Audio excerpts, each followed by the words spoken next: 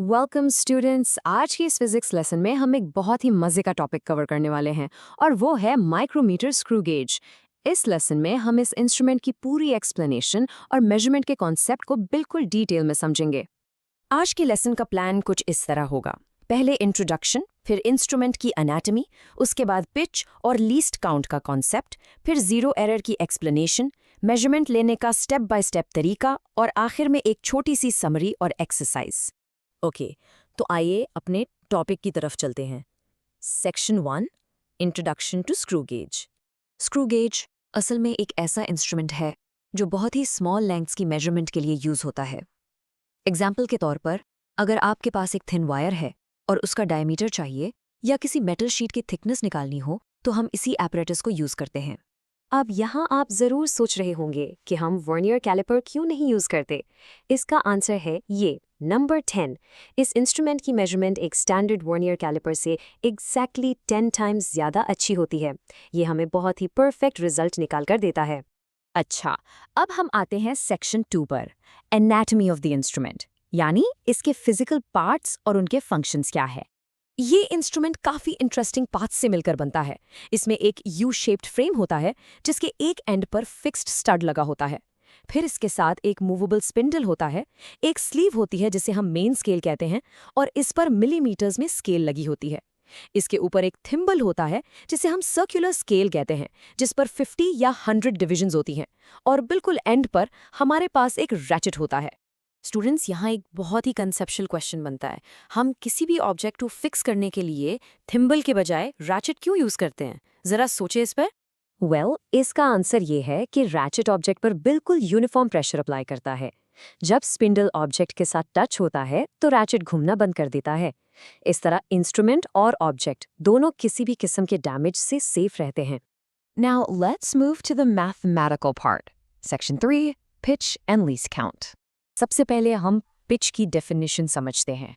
Pitch वो linear motion या distance है जो थिम्बल अपनी मेन स्केल पर कवर करता है जब वो अपना एक पूरा सर्कुलर मोशन कंप्लीट कर लेता है। और लीस्ट काउंट क्या है? ये सिंपली इस इंस्ट्रूमेंट की सबसे स्मॉलेस्ट मेजरमेंट है जो बिल्कुल ठीक तरह से नोट की जा सकती है।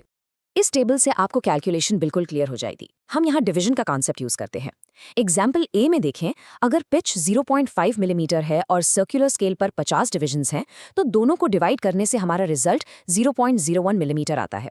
और एग्जाम्पल बी में अगर पिच 1 मिलीमीटर और 100 डिविजन्स हैं, तो ठीक वही फाइनल रिजल्ट 0.01 मिलीमीटर ही आता है ना इंटरेस्टिंग? मेजरमेंट लेने से पहले कैलिब्रेशन लाजमी होती है। So section 4, understanding zero error. Zero error check करने का तरीका बहुत सिंपल है। थिम्बल को तब तक रोटेट करें जब तक स्पिंडल स्टड को कंप्लीटली टच ना कर ले। अगर सर्कुलर स्केल का जीरो मेन स्केल की इंडेक्स लाइन के बिल्कुल इक्वल आ जाए तो इसका मतलब है कि no zero error.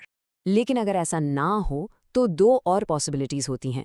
Positive zero error तब आता है जब सर्कुलर स्केल का जीरो इंडेक्स लाइन के बिलो रह जाता है, और नेगेटिव जीरो एरर तब होता है जब सर्कुलर स्केल का जीरो आगे गुजरकर इंडेक्स लाइन के अबव चला जाता है। ये कॉन्सेप्ट आपको हमेशा याद रखना है। चलिए अब प्रैक्टिकल काम करते हैं। Section 5, taking accurate measurements. इसके कुछ आसान से स्टेप्स हैं। पॉइंट 1, सबसे पहले जीरो एरर चेक करें। पॉइंट 2, अपना ऑब्जेक्ट प्लेस करें और रैचेट को रोटेट करें जब तक क्लिक का साउंड ना आए। पॉइंट 3, अब मेन स्केल की रीडिंग नोट कर लें। और पॉइंट 4, सर्कुलर स्केल की वो डिवीजन नोट करें जो इंडेक्स लाइन के बिल्कुल सामने हो। उसके बाद हम एडिशन और मल्टीप्लिकेशन के मैथमेटिकल स्टेप्स अप्लाई करते हैं। टोटल रीडिंग इक्वल होती है मेन स्केल रीडिंग और सर्कुलर स्केल रीडिंग को लीस्ट काउंट से मल्टीप्लाई करने के बाद। और फिर फाइनल रीडिंग निकालने के लिए हम टोटल रीडिंग में जीरो करेक्शन की एडिशन या सब्ट्रैक्शन करते हैं। यहाँ एक्सपेरिमेंट का एक बहुत ही जरूरी रूल है। किसी वायर की मेजरमेंट लेते वक्त 3 डिफरेंट स्पॉट्स पर रीडिंग लाजमी लें और उनका एवरेज कैलकुलेट करें। इस ऑब्जर्वेशन से हमारा रिजल्ट बिल्कुल परफेक्ट हो जाता है। सो स्टूडेंट्स, आइए अपनी पूरे लेसन का एक क्विक रिकैप और समरी देखते हैं।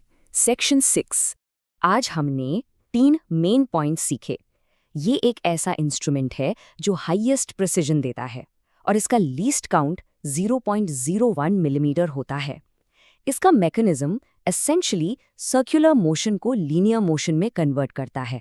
और आखिर में रैचेट वो पार्ट है जो ऑब्जेक्ट पर यूनिफॉर्म प्रेशर अप्लाई करने के लिए सबसे ज़रूरी है। अब एग्जाम की तैयारी के लिए एक एक्सरसाइज क्वेश्चन देखते हैं। Practice MCQ. एक स्क्रू गेज जिसका पिच 1 मिलीमीटर है और उसके सर्कुलर स्केल पर 100 डिविजन्स हैं, तो उसका लीस्ट काउंट क्या होगा? A 0.1 millimetre, B 0.05 millimetre, C 0.01 millimetre या फिर डी 0.001 मिलीमीटर। थोड़ा सोचें। The correct answer is C.